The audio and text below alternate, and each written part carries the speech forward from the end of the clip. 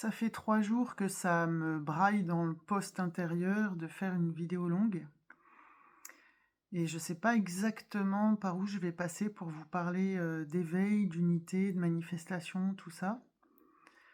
En plus, c'est une période particulière pour moi parce que j'ai eu beaucoup de confrontations dans la matière, mon père a fait un AVC, puis après c'était des problèmes de cœur et puis, là il vient d'avoir le covid le jour où il entre en maison de convalescence. Donc vous pouvez vous rendre compte si je vous dis ça, qui est ce truc-là qui est assez personnel et familial, c'est que, je crois qu'un peu la thématique de cette vidéo-là, je sais pas du tout combien de temps elle va durer, j'ai pas le plan non plus, hein. Il y a un truc qui est en train de descendre, c'est, avant l'éveil on coupe du bois, après l'éveil on coupe du bois. C'est quelque chose que j'ai beaucoup entendu et que je comprenais pas au début parce que, moi qui n'ai pas recherché, l'éveil, qui n'avais aucune connaissance, même intellectuelle, sur l'unité, bon j'entendais passer des trucs, bref. Il y a eu ce dézoom, de conscience magistrale qui m'a montré que j'étais tout ce qui est, ce que j'appelle «Dieu» entre guillemets, hein, parce que j'avais pas d'autre mot. Et je voyais des gens qui avaient réalisé, le soi, qui avaient vécu cet éveil gigantesque et qui disaient: «De toute façon, après l'éveil, ça change rien». Alors que moi, ça avait tout changé puisque ça m'avait complètement éclaté mes notions de temps, de matière et d'espace et que j'arrivais à observer ce que je suis tout en étant ce que je suis. Enfin bref, c'était d'une complexité énorme de reconnaître que je suis les signes et les synchronicités. Déjà, je croyais même pas ni aux signes ni aux synchronicités. Du coup, j'étais les matières, les espaces, le temps. Bref, ce dézoom de conscience qui est décrit dans toutes les spiritualités du monde depuis des millénaires, ça s'est reconnu en moi, d'un coup, comme ça, interrupteur, clic. Et puis, on te voit pas toi? Attends, je te pousse un peu.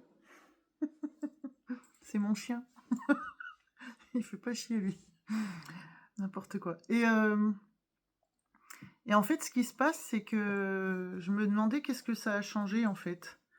Parce que ça m'a apporté, en fait, énormément de lucidité, de clarté. J'ai envie de dire, je comprends comment ça fonctionne, qu'est-ce qui se manifeste, comment ça se manifeste, depuis où ça se manifeste, comment ça se module.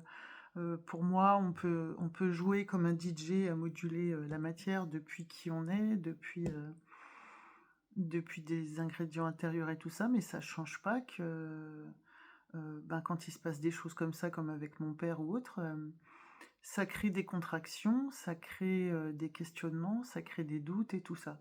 Je crois que ce qui a fondamentalement changé en moi, c'est que je dirais que je suis la même, mais sans crainte. Il y a plus, de peur, même si pourtant des fois j'ai peur, mais c'est-à-dire que je n'ai même plus peur d'avoir peur. Et pourtant, il y a des peurs qui sont ressenties. Évidemment que j'ai peur quand on m'annonce que mon père, à 73 ans, il a le Covid après 1 mois d'hospitalisation. Et il est encore là, cette canaille, hein. Ça y est, là, il a passé le gros de l'infection. C'est incroyable. Il est tenace. Il résiste à tout comme les cafards à la bombe atomique. Et putain, on est des carnes, hein, dans la famille, hein. C'est dingue. Bon, bref. Et ce que je constate, c'est que si j'avais vécu ça, avant l'éveil, bah, je crois que j'aurais eu, les mêmes peurs, mais j'aurais peut-être beaucoup plus mal dormi, il y aurait eu beaucoup plus d'angoisse et tout ça. C'est-à-dire qu'en fait, maintenant, les contractions de la vie, les émotions qui se présentent, elles sont, embrassées, acceptées. C'est-à-dire que ce qui est là, ben, ça je dis oui, même quand ça dit non. Quand ça dit: «Non, je veux pas que le covid l'emporte». Évidemment que ça dit ça, mais je dis oui à ce qui dit non, voilà. Comme je prends souvent cette image en ce moment de l'accouchement, d'un couchement du regard, qui fait que la vie, elle est là, pour t'amener, ouverture, grandeur, clarté, lucidité, liberté même. Pourtant, tu vois, je suis pas libre de ressentir cette peur, mais j'ai la liberté de l'interpréter maintenant et j'ai la liberté de l'amplifier ou de faire corps avec, faire l'amour avec mes peurs. Et ça change beaucoup de choses quand même. Ce qui fait que ça change et ça change pas parce qu'il continue à y avoir des événements dans la matière et tout ça. Après, je m'amuse hein, avec les signes, les synchronicités, je m'amuse avec la matière, avec les bugs de matière, là. Ou par exemple, cette boucle de mon sac, là, le sac de mon fils. D'un coup, on pouvait plus. Il y avait les deux boucles comme ça. Enfin, là, j'ai trouvé encore une serviette de bain chez moi, on sait pas qui c'est. Oui, parce que ça, oui, je ne le savais pas, mais ça fait 20 ans. Alors ça, c'était même avant l'éveil. Donc comme quoi, avant l'éveil, on coupe du bois, après l'éveil, on coupe du bois. Chez moi, on trouve des serviettes, hein. Avant l'éveil, on trouve des serviettes, après l'éveil, on trouve des serviettes. Je trouve régulièrement des draps, des serviettes assez sales, hein. Vous voulez que je vous montre?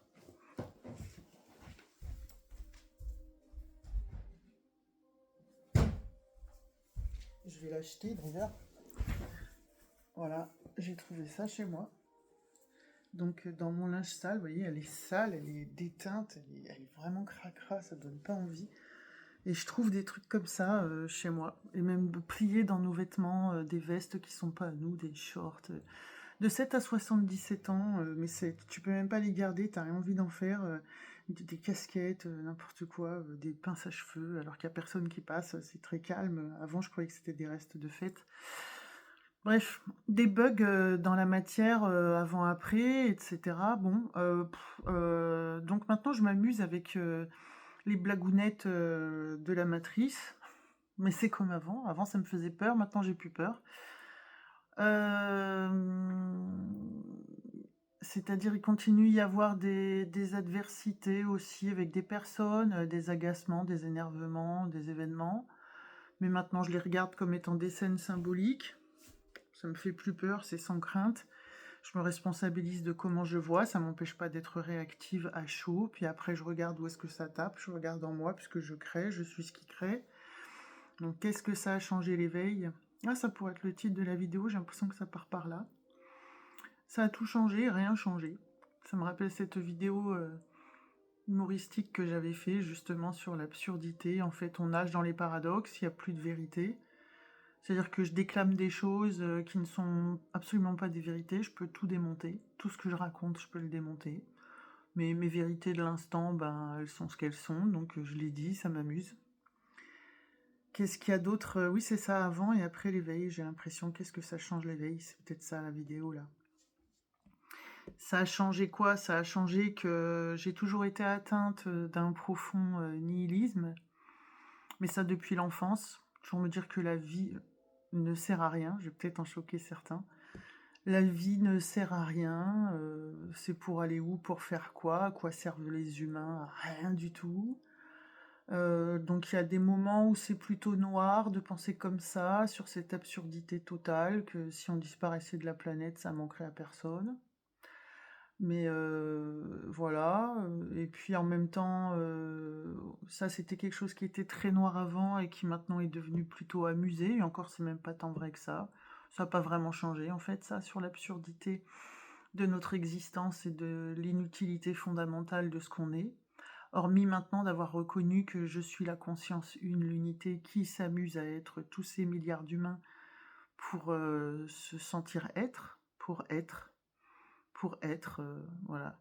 C'est même pas pour, c'est être à travers des humains. Donc jouer à être, ok, voilà. Il y a des jours c'est plus marrant, il y a des jours c'est moins marrant. Ça n'a pas changé. C'est ça, ça a tout changé, rien changé. C'est vraiment étrange. C'est vraiment étrange. Il y a encore des rêves, des vouloirs, des espoirs, il y a encore des contemplations, il y a encore des fous rires, il y a encore des tristesses. C'est juste que là maintenant, je suis comme un voyageur immobile qui regarde les formes et les matières et les événements masser mon être. Tu sais, quand tu vas te faire masser, enfin je le fais jamais, mais je suppose que quand tu vas te faire masser, bah t'as le masseur, il va faire des trucs, tu sais pas s'il va te rouler les mollets, s'il va te faire des tac tac tac tac dans le dos, si ça va faire ça, bah tu le laisses faire. Tu peux avoir du massage par moments plus énergique, plus dynamique, des fois beaucoup plus doux, beaucoup plus détente. Bah c'est ça, c'est la vie, c'est un massage sensuel qui va nulle part, qui a pas grand sens à mon goût. Mais on peut s'amuser, s'émerveiller, voilà, des moments où on est fatigué, des moments où on est en pleine forme. En fait, c'est la foire au contraire, c'est la foire au paradoxe. La vie, c'est génial et en même temps, ça sert à rien. On pourrait tous mourir demain, ça changerait rien. Comme, être tous, vivants et être tous frères et tous s'amuser, ça serait rigolo pour l'expérience en soi, c'est sûr. Mais, de toute façon, pour voir blanc, il faut connaître noir, pour connaître plein, il faut connaître vide, pour connaître joie, il faut connaître tristesse, donc tout ça est d'un équilibre absolument génial et parfait. C'est la foire au contraire, la foire au paradoxe, c'est utile et inutile, c'est plein et c'est vide, c'est vivant et c'est mort dans le sens où ça a jamais existé. On a la sensation que ça existe, mais en fait, on est dans une simulation. Ça a l'air réel, mais en fait, c'est comme un rêve. C'est un rêve. Tout ça n'est qu'une image, hein, il n'y a pas de matière. Tout est constitué de la même pensée, de la même substance, des mêmes atomes. C'est même pas que c'est relié, c'est une seule image qui semble vivante, mais qui n'est pas vraiment vivante. Voilà. Ce que je vois, c'est que c'est conscient. Voilà. Du coup, je suis consciente d'être consciente, d'être conscience. Je suis consciente d'être consciente. Voilà, je suis tout et je suis rien. Je suis un petit humain désabusé et en même temps un petit humain qui a envie de jouer grand et de s'éclater, de s'amuser à créer, manifester. Et en même temps, c'est pas si important que ça. Ouais, c'est une dinguerie. Donc ça change tout, ça change rien. En fait, moi, ce que je prodigue et ce que je transmets, je crois, dans ce que j'ai appelé ma formation manifestation consciente, qui en fait est un manuel d'autoguidance, hein. Je crois que moi, ce qui m'intéresse, c'est d'apporter clarté, lucidité, envie de jouer, humour. Je sais pas, c'est une forme aussi de liberté, de voir qu'on peut mettre des étiquettes comme ci, comme ça sur des phénomènes, des événements de sa vie qui sont fondamentalement neutres, que ce soit souffrant ou pas. Ce qui fait souffrance, c'est les étiquettes et les adjectifs qu'on met dessus, mais les phénomènes en eux-mêmes qui apparaissent, c'est complètement neutre. C'est comme ça, c'est avec ça tu peux écrire une lettre d'amour, comme tu peux crever l'œil de quelqu'un, c'est neutre en fait. Et du coup, c'est ça, ce sentiment un peu nihiliste, c'est-à-dire que ben ça c'est rien en soi. Ça n'a pas de sens, ça n'a pas de but, c'est là. Et en fait, avec notre esprit, on colore les choses. Donc tu peux colorer noir, glauque, triste, dépressif. Ce crayon, tu vas signer un contrat de mort, tu vois. ou alors tu vas signer le meilleur contrat de ta vie pour un boulot de rêve. En fait, c'est pour ça ce truc sur l'absurdité, l'inutilité là. Euh, Tout ça est tellement fluctuant, tellement vivant, tellement... Du coup, moi, je crois que ce que je prodigue, c'est de la lucidité, de la clarté. Je te promets pas la paix, je te promets pas l'amour. Je te promets peut-être de la non-peur, plus de certitude, plus d'envie de jouer, plus... Et encore là, tu vois, je fais cette vidéo, je sors d'un mois d'inquiétude pour mon père. Mais je voulais la faire un peu dans ma vérité nue aussi, quoi. Voilà. Euh, Accrue, quoi. Sans sel. Et bien salé. Voilà, pour vous envoyer une petite page de clarté, d'honnêteté, de positionnement, où je pense que mon humour me sauve de tout et du coup je m'amuse de tout, mais c'est vrai que fondamentalement, euh, la paix, l'amour, ouais, l'amour du non-amour, pour moi, peut-être si la notion de paix, qu'est-ce que ça serait? Ça serait être en paix avec la non-paix. Être en paix avec le fait que t'es pas toujours en paix. Ça, c'est une grande paix. Être en amour même de tes peurs, être en amour de quand ça ressemble pas à de l'amour. Quand tu détestes quelqu'un, et être en amour de ce phénomène aussi. C'est vraiment particulier ce que je raconte parce que je m'appuie sur rien en fait. J'ai pas lu de bouquin là-dessus, voilà. Après, si, j'ai lu des bouquins après l'éveil. Mais là, c'est juste pour faire ça change quoi l'éveil depuis mon prisme. Moi qui ne l'ai pas demandé, pas cherché.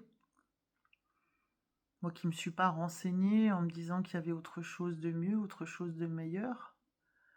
Et je me posais la question, est-ce que je suis plus heureuse qu'avant? Je sais pas, j'étais heureuse dans mon combat et dans ma lutte, j'avais un goût pour le combat, pour la lutte, pour... Puis en fait, j'ai toujours. Il y a quelque chose comme ça de l'ordre J'aime bien les défis, j'aime bien les challenges, je suis joueuse, j'aime bien la compétition avec moi-même. Finalement, ça a pas changé, hein. Ça a pas changé, voilà. Mais il y a plus de peur, c'est moins pour combler des manques et des peurs. Je constate, mais en fait, je pense que fondamentalement, même si j'ai beaucoup de lucidité, beaucoup de clarté et beaucoup de lecture de pour qui je me prends et les conditionnements que j'ai accumulés et puis, je vois que co absolument comme tout le monde, je me promène avec mes casseroles de traumatismes, mes croyances, des certitudes, des trucs que j'ai enregistrés je sais même pas où. Dans mon conditionnement, en fait, je me promène avec. Je le disais à un moment, je me disais: je suis comme un arbre dans la jungle, qui se balade avec ses cacatoès, ses macaques, ses singes, ses fruits exotiques, avec ses tempêtes et avec ses arcs-en-ciel, avec sa sécheresse et sa moiteur, je me promène avec tout ce que je suis et je crois que je suis en train de tomber ou je suis plutôt peut-être, je suis en amour de ce que je suis. J'ai plus de problèmes, je me dis pas que j'ai des problèmes, des fois je me dis que j'ai des problèmes, mais je suis en amour avec le fait de me dire que j'ai des problèmes. En fait, je me promène avec qui je suis, quoi, je me donne la main, je me balade avec pour qui je me prends, voilà, même si je sais que je suis l'univers, la totalité, que je suis cet esprit, gigantesque qui s'amuse à s'inventer des histoires pour jouer à être, un humain. Bah, j'ai pas trop de problème avec cet humain, il a le droit d'être cinglé, je me balade avec mon entonnoir sur la tête, avec, l'illusion, qu'on est dans du temps, de la matière, de la causalité, de l'espace et puis j'essaye de faire des miracles, je m'amuse, je m'occupe, tu sais, je joue à Jésus-Christ qui répare des trucs, c'est-à-dire que j'essaye d'avoir des promos pour des Adidas, quand je vais, me balader, quoi. J'aime bien jouer à faire des promos, vous le savez, ceux qui me suivent depuis longtemps. C'est débile, mais ça m'amuse. Et en fait, qu'est-ce que ça a changé l'éveil? Ouais, ben, je crois que je l'ai dit, hein. Ça a changé il y a plus la peur. Puis c'est même pas vrai parce que j'ai plus peur de mes peurs. Voilà, j'ai plus peur de mes peurs. Je suis en amour de mes peurs. Je continue des fois de guérir des trucs dans le personnage, parce que des fois, il y a des trucs qui m'empêchent de passer, des fois, il y a des clartés qui se montent, il y a une contraction, alors bah, je vais voir dans la psycho et je fais: «Ah d'accord, c'était ça, ça vient de là. D'accord, d'accord». Donc voilà, qu'est-ce que ça change? Les Je sais pas. Donc je sais pas, clarté, liberté, lucidité, envie de jouer, ouais, voilà. Et puis, la curiosité du mécanisme. Donc c'est ça, en fait, que je vous transmets, je crois, c'est la curiosité du mécanisme. J'ai compris plein de rouages, plein de trucs, ça m'a été, donné à voir, ça. Et jouer avec tes peurs, jouer à croire à la souffrance. On peut dire: «Ouais, putain, oh là, on dirait que je souffre, je suis en train de souffrir» et puis, en fait, d'aller le goûter. C'est-à-dire que ça devient, depuis ton maintenant, une aventure sensuelle, une aventure sensorielle en vécu direct où, la vie te contracte, tu la regardes, tu joues au DJ, tu crois plus tout ce que tu penses donc tu rajoutes un peu de ci, un peu de ça, un peu de poivre, un peu de sel dans ton état d'être, avec les visualisations sur l'avenir, les visualisations sur le passé, transformer tes souvenirs et puis aller choper du futur. Comme le temps n'existe pas, tu vas juste choper des ingrédients d'identité. Tu joues, tu changes un peu la recette, puis tu regardes ce que ça fait, ouais, j'explore, en fait, ouais. J'explore, le maintenant, avec mes hallucinations, mon entonnoir sur la tête et mes pensées qui continuent de brailler des sornettes. Ça a pas changé grand-chose, c'est juste que je pense, ouais, il y a une forme de lucidité. Une forme de lucidité, voilà. C'était un peu où j'en suis là, voilà. Mais c'est vrai que depuis le début de mes partages, vous le savez, hein, moi cet éveil, il m'a jamais amené à une explosion d'amour et pourtant j'ai senti, cet amour du jeu. C'est, c'est présent, en fait, cette grande cohérence, cette grande intelligence, cette générosité extrême envers soi-même, de se mettre sur le chemin, les bonnes pistes, les bons jalons, toujours la bonne personne, toujours le bon accident, le bon décès qui t'amène la clarté que tu avais besoin de voir. La clarté que tu avais besoin de voir, ça veut rien dire, mais t'as compris. Toujours le bon accident de la vie au bon moment pour t'écarquiller l'esprit, pour que tu te reconnaisses en tant qu'unité. Voilà, quand le chemin d'unité il est ouvert ou qu'il est en train de s'ouvrir, ça se dilate comme un col de l'utérus, t'accouches de toi-même, quoi. Voilà, donc il y a des conditionnements qui tombent, et puis il y en a d'autres qui viennent, hein, parce que tu crées de l'ego spirituel, tu te mets à parler comme tes confrères, tu dis cela, le soi, l'élan, machin, gna gna. Alors t'adoptes un nouveau lexique, t'adoptes des nouveaux conditionnements, mais il faut juste, on n'est pas, quand on fait ça, on n'est pas dans la vérité, on est encore en train d'accrocher des étiquettes pour dire moi je suis éveillé, je fais ça, moi je suis un transmetteur, moi je suis un guide. Oh, la conscience, elle s'amuse à tout, hein. Tu te crées un ego spirituel d'éveillé, mais ouais, faut en être conscient, hein. Voilà.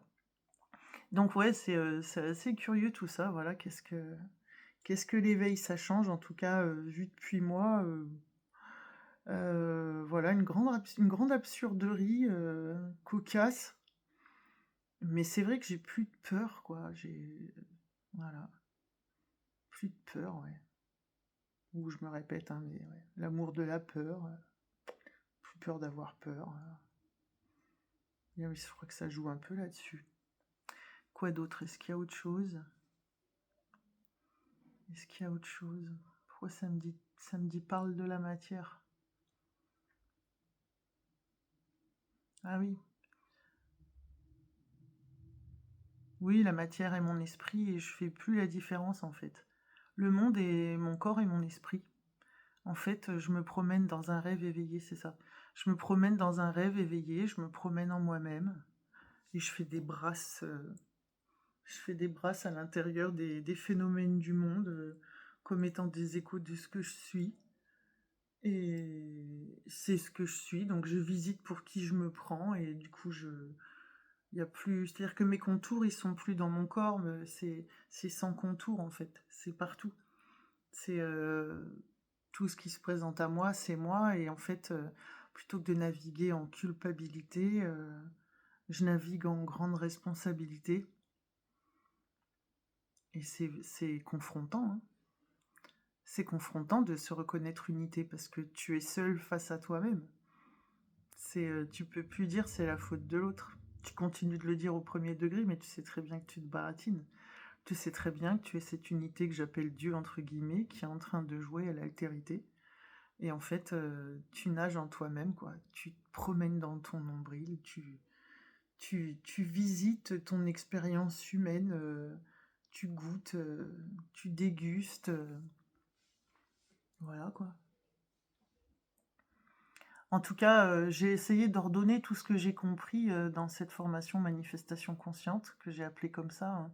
C'est-à-dire, c'est être conscient que la manifestation, c'est toi, et à partir de cette reconnaissance mentale, on prend le mental par la main plutôt que de le jeter à la poubelle. Avec moi, on prend le mental par la main et par les phénomènes du monde, où je t'explique comment décrypter ça, c'est ça qui m'a été donné. Quand tu décodes par le mental, tu le prends, tu l'assois sur tes genoux comme un enfant de 5 ans pour lui dire le monde, je vais t'expliquer comment ça fonctionne. Et ben, tu peux lire les scènes, les scénarios, la symbolique de ce que tu traverses, et pour reconnaître que tu es cette unité-là, c'est-à-dire clarté, lucidité, puis après tu joues au DJ puisque tu peux changer les ingrédients à l'intérieur de toi et puis ça résonne direct dehors.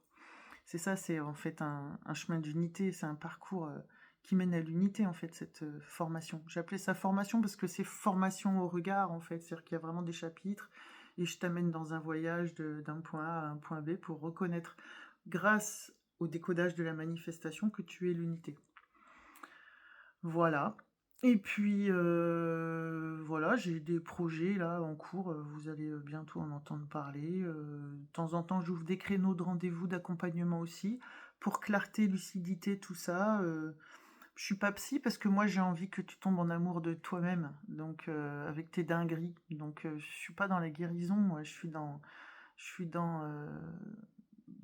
l'amour de soi, ouais, d'aimer marcher avec son entonnoir sur la tête, et puis de mettre beaucoup de pardon, pardon du regard, déculpabilisation, mettre de la douceur, de la tendresse sur cet esprit qu'on croit très mature et très adulte, alors qu'en fait on est des petits gamins dans une cour de récré. Je suis Dieu qui s'amuse à empiler des formes et des couleurs et qui joue avec les bonhommes comme avec des Playmobil pour jouer à se reconnaître en tant qu'unité. Moi, je t'apporte clarté, je suis une transmetteuse, je sais pas, il y a un côté teacher. Euh, voilà, clarté, lucidité, tout ça. Moi, je te fais pas du baratin pompon pimpin là sur sur l'amour et l'éther. Je sais pas ce que c'est. C'est pas ça qui m'est montré. Moi, j'ai un éveil très terrestre, si tant est que la Terre existe, très matière, très manifestation, très qu'est-ce qui se passe devant moi, très vécu direct, très très présence à ce qui se montre autour de moi, tout en étant consciente que c'est que de la conscience, que c'est que de la poudre de rêve, que c'est une simulation, les copains. On est dans une simulation. Mon éveil, il m'a montré ça, quoi. On est dans une réalité virtuelle, on est dans de la pensée, on nage dans de la pensée. Et plutôt que d'essayer de se résoudre l'intérieur par l'extérieur, je donne des clés, ce qui m'a été donné à moi et d'une façon extrêmement brutale. Je délivre des clés de compréhension du fonctionnement intérieur. Donc oui, ça tricote aussi de la psycho un peu, hein. Voilà, de la psycho, du quantique, un peu de perception de multidimension, parce que tout ça c'est de la multidimension. Et c'est pas stable, c'est pas meuble, puisque on trouve des serviettes chez moi. Et d'autres trucs qu'elle pue en plus, putain, mais d'où ça sort, ce truc? Ça, je sais pas. Ça fait 20 ans qu'on trouve des trucs. Il y a des entités chez toi, oui, on a déjà tout fait. J'ai une copine qui était venue jouer du tambour pour chasser, je sais pas quoi. Ouais, ça va, je trouve un truc de temps en temps chez moi, je fous la poubelle. Basta. J'ai plus peur, hein. Ouais. J'ai plus peur même des phénomènes paranormaux surnaturels qui continuent d'arriver. Je trouve ça rigolo. En fait, je pense que c'est un aide-mémoire que je me crée. Parce que je pense que j'ai un esprit à la base très cartésien. Je suis finalement quelqu'un de très rationnel, hein, à la base. Mais comme ça s'impose à moi, il y a des distorsions qui me sortent de ma linéarité de l'esprit. Parce que je suis quelqu'un de très accroché au sol. C'est là aussi où j'arrive à aider les gens. C'est-à-dire que les gens trop perchés, là, trop perchés dans les terres et les machins et les symboles et les trucs et dans la fuite, je te les ramène ici. Je te mets des sacs de sable aux chevilles et puis on va jouer dans la matière. C'est pour ça que j'aime faire du coaching pro, voilà, des choses comme ça. Je suis pas, je raconte des trucs complètement perchés, mais je pense qu'à la base, je suis pas perché, je l'étais pas. Je me suis fait éclater l'esprit. J'avais rien demandé. Donc bah, j'ai dû m'adapter, et je suis encore en train de m'adapter. Je suis encore en train de m'adapter. Je suis pas du tout arrivé nulle part, hein. C'est que des éveils dans les éveils. C'est que un éveil qui fait que continuer un regard qui continue de se dilater, de grandir. Et ça va jamais s'arrêter.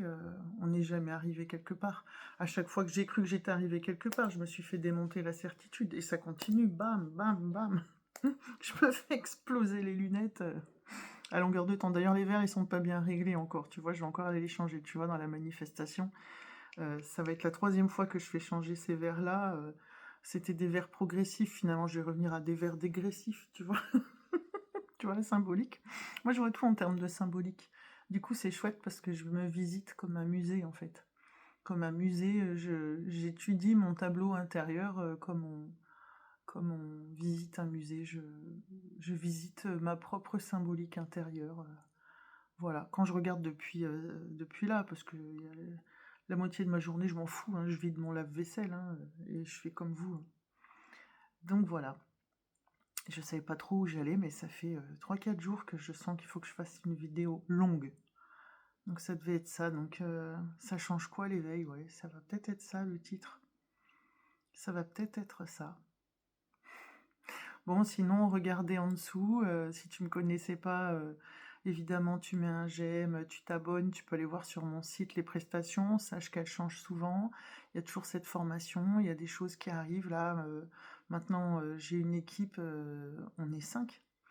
Voilà, on est 5 dans l'équipe. Il y a 4 personnes qui m'aident à tenir la boîte et tout ce qu'il y a à faire en fait. Voilà, puisque c'est devenu une entreprise. Je, je suis devenue chef d'entreprise avec ce que je fais là. Voilà, partager ces clartés, ces compréhensions cette mécanique qui m'a éclaté l'esprit à 4 ans, que j'avais rien demandé, moi. Moi, à la base, je venais du milieu du cinéma et de la télé, hein. Je suis réalisatrice de documentaires, cadreuse, monteuse. Je travaillais au journal télévisé en tant que monteuse. Complètement rien à voir avec tout ça, quoi. Enfin, voilà. Enfin, oui et non, parce qu'en fait, je m'amuse beaucoup avec l'image et tout. Je pense qu'un jour, ça va. Voilà, toutes mes idées se recoupent, toutes mes identités se recoupent parfois. Et voilà, il y a des projets qui commencent à. Voilà. Bon, bref. Ben, merci pour votre écoute. Quoi d'autre? Rien, amusons-nous, voilà. C'est vrai que j'ai une tendance souvent à faire le clown avec des shorts et des vidéos très courtes, un peu taram-tam. Tss. Et puis là, j'avais envie de vous parler plus en longueur, plus posément, plus tranquillement, après m'être fait un peu voler dans les plumes pendant plusieurs semaines, là, avec des événements pas forcément faciles, pour vous montrer que bah, les guides, les transmetteurs, les éclaireurs, ben, on est des humains. Avant l'éveil, on coupe du bois. Après l'éveil, on coupe du bois, hein. Moi, je connais les coulisses de plein de gens qui partagent. On vit tous à peu près ça, hein, grosso modo. Bon, voilà, c'était pour vous faire un...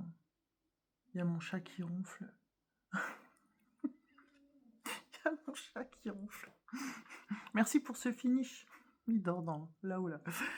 Bon, allez, à tout bientôt, les copains, sur les ondes, sur les réseaux, dans les espaces-temps multicosmiques de la transgénération infinie et éternelle de la présence. Mouah.